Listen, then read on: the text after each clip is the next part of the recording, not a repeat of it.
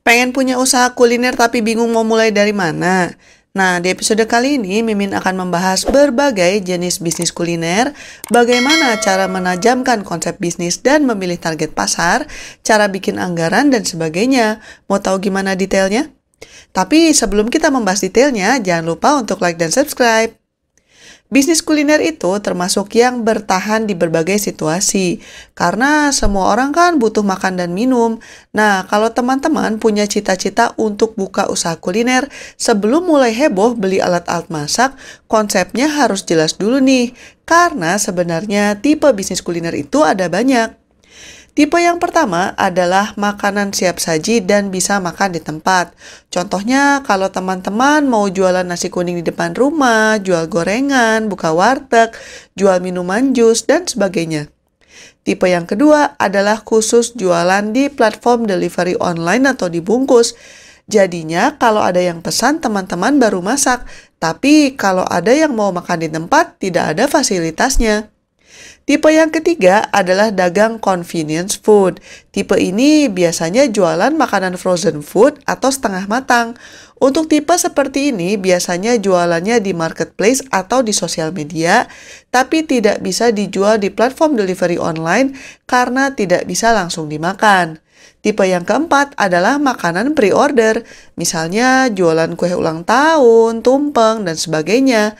Jenis makanan seperti ini pembelinya harus pesan dulu beberapa hari sebelumnya, baru teman-teman buatkan. Tipe yang kelima adalah catering. Catering ini sifatnya musim-musiman ya. Kalau ada orderan untuk pesta atau arisan, teman-teman masak yang banyak gitu. Tapi kalau nggak ada pesanan ya nggak masak. Atau bisa juga catering tapi untuk anak kos atau pekerja pabrik. Jadinya ada orderan rutin untuk bikin nasi kotak. Tipe yang keenam adalah dagang makanan ringan atau kondimen seperti sambal. Ini bisa keripik pedas, permen, keripik pisang, dan sebagainya. Untuk jenis bisnis kuliner seperti ini, kalian bisa produksi sendiri atau bisa juga jadi reseller alias beli makanan dari supplier yang lain.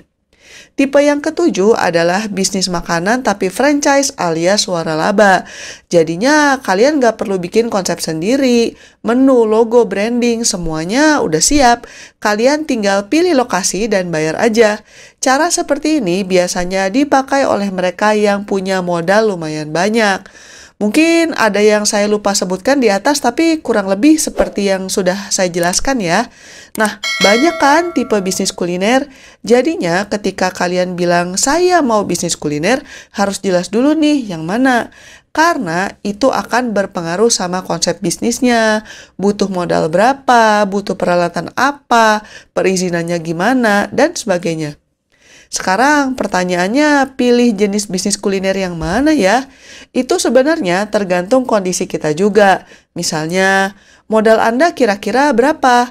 Kalau budgetnya terbatas, kalian bisa mempertimbangkan untuk menjadi reseller alias menjualkan barang supplier lain atau bikin usaha kuliner yang sistemnya pre-order di mana orang harus bayar di depan minimal sebagian. Pertanyaan selanjutnya adalah, usaha ini maunya part-time atau full-time?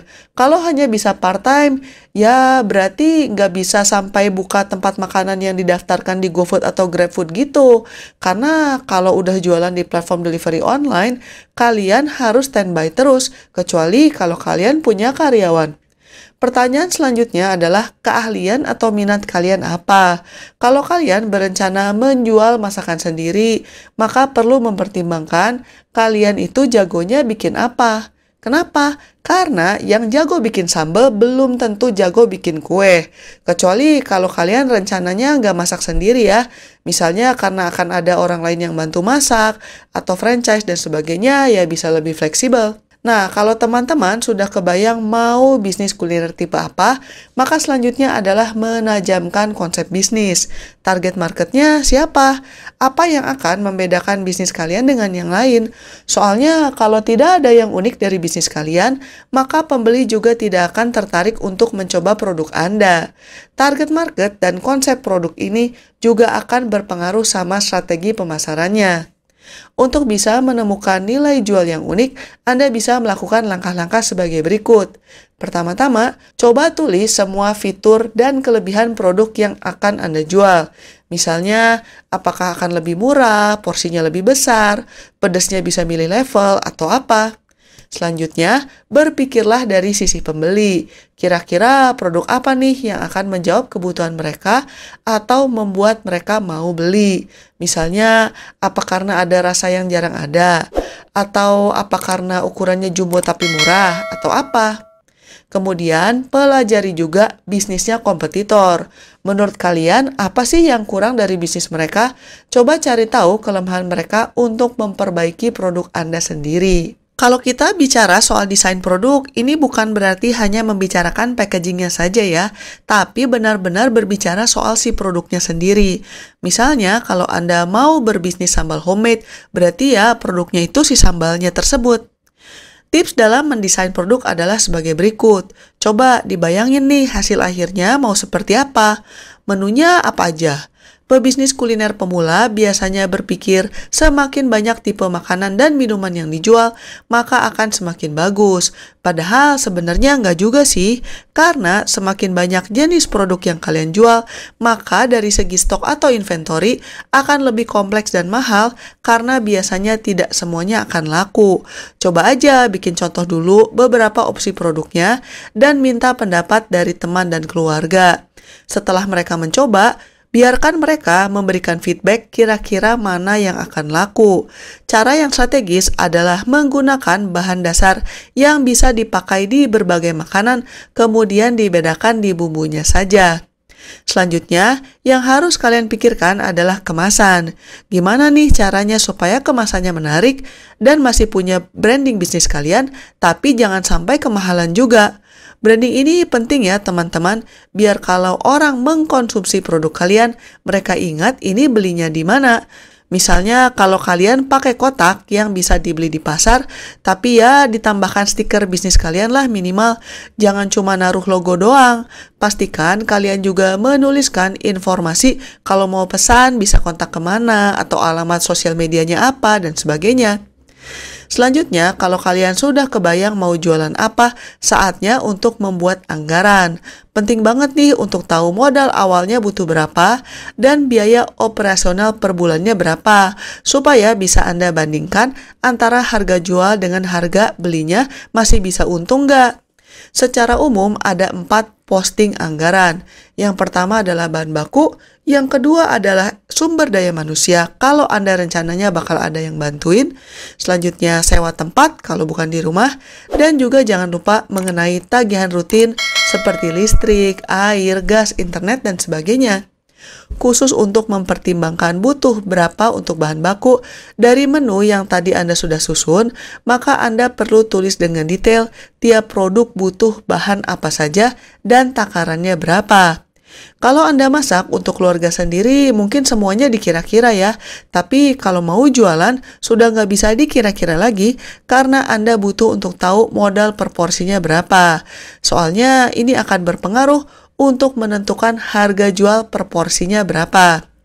Kalau setelah Anda hitung-hitung, kok kayaknya harga jualnya jadi kemahalan ya, maka Anda bisa meninjau ulang lagi desain produk Anda untuk direvisi.